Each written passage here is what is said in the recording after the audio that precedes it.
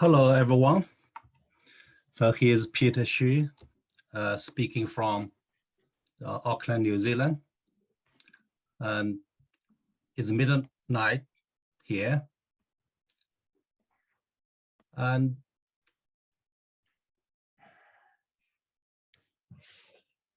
hold on. Okay. So in the next few minutes, I'm going to give you a brief introduction to our research program on digestion robotics. So here, digestion robotics are our research ambitions, and started around 20 years ago. Human digestion involves organs from mouth, where the food gets in, through the esophagus, stomach, intestine, to the anus, where food waste gets out of bodies. So in terms of robotics, digestion robotics studies cover both rigid body robotics, that is human masticate systems, that is break down foods into particles, and the soft body robotics for the rest of organs, which involve no skeleton. So we are a multidisciplinary team in New Zealand. We have members from engineering, food science, pharmacy, and medicines. So our research has been continuously funded by two centers of research excellence in New Zealand, so which is the Robotics Institute, specialized in the foods and nutrition, and the Medical Technologies Center of Research Excellence.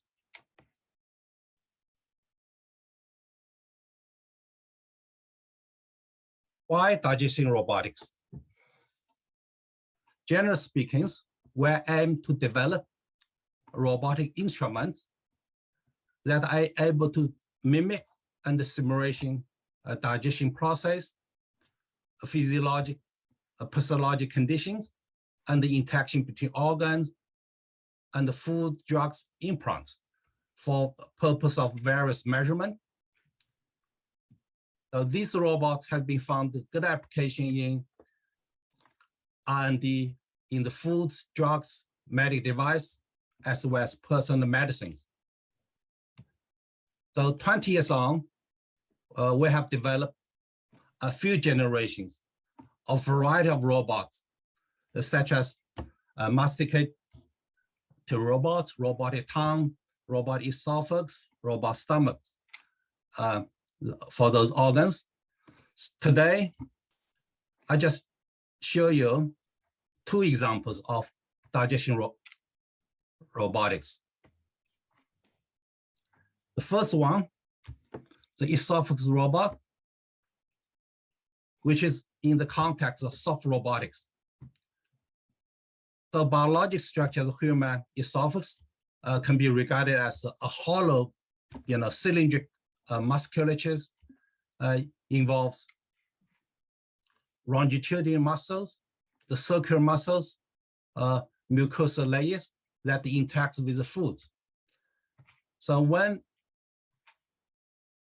humans swallow a food bolus, the condylar rumen contracts so that the deformation wave is generated, which travels in the condylar of the esophagus.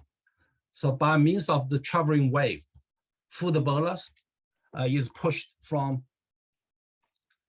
up esophageal sphincter to a lower esophageal sphincter.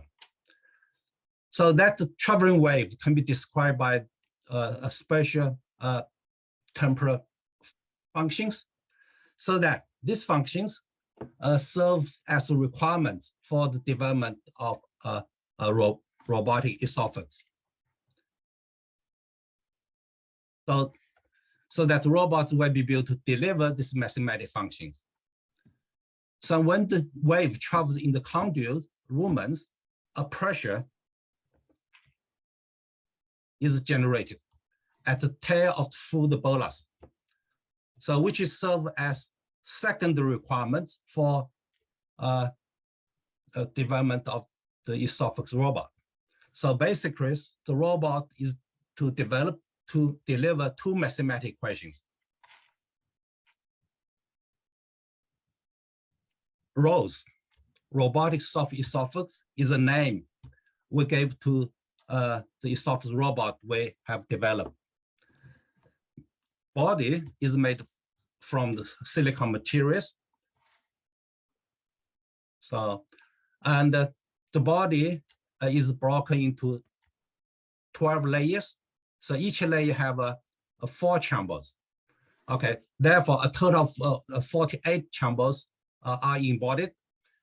So at any time, only 3 layers of chambers are pressurized, so that co-actuation of the pressure chambers travels from one end to other end of the esophagus. So therefore, the robot we built is a pneumatically operated soft robot systems.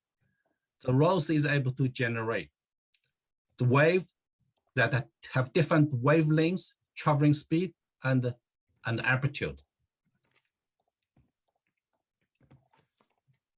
We have found a number of good applications.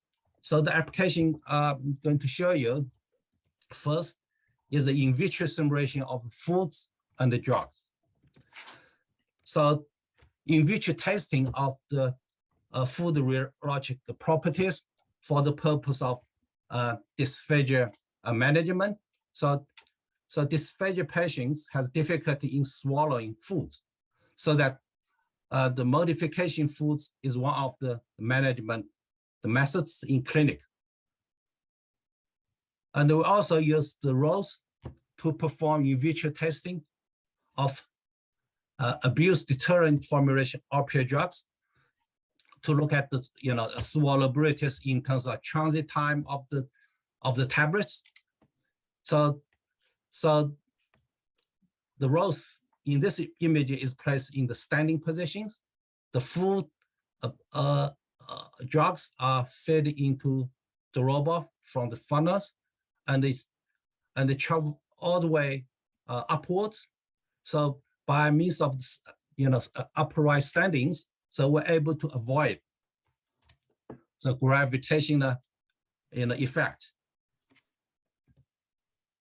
So it's a real setup in the lab.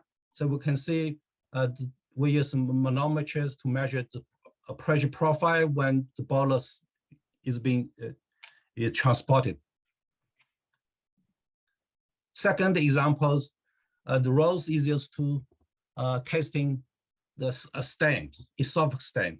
So this is stent, the implant in the human bodies.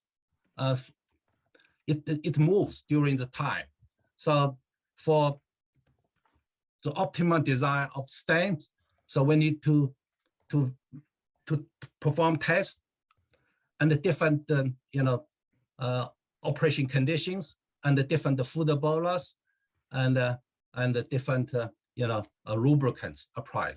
So this is a setup, the way we perform stent migration test. Okay, so in this experiment, the ROSE is placed in the horizontal way. For more details about the ROSE, its design modeling principles, the machine learning approaches, you can read those publications were made. Most of publications published in IEEE journals and soft robotics. So on the topic of ROSE, we have educated 6 PhD students so far. So second example of soft digestion robotics is a robotic stomach. So if we look at the biologic stomachs, it involves the 3 portions. One is the fundus, middle part of the stomach is entrance, and this part is a parose. So the behavior of each part is a little bit different. The fundus just perform the tonic contraction, 3 cycles per minute. So middle portion, the wave is generated by pacemaker located somewhere here.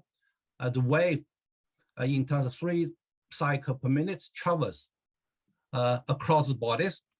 And this the pylorus is just for serving as valve, open, close, and to let the content to be released from the stomach.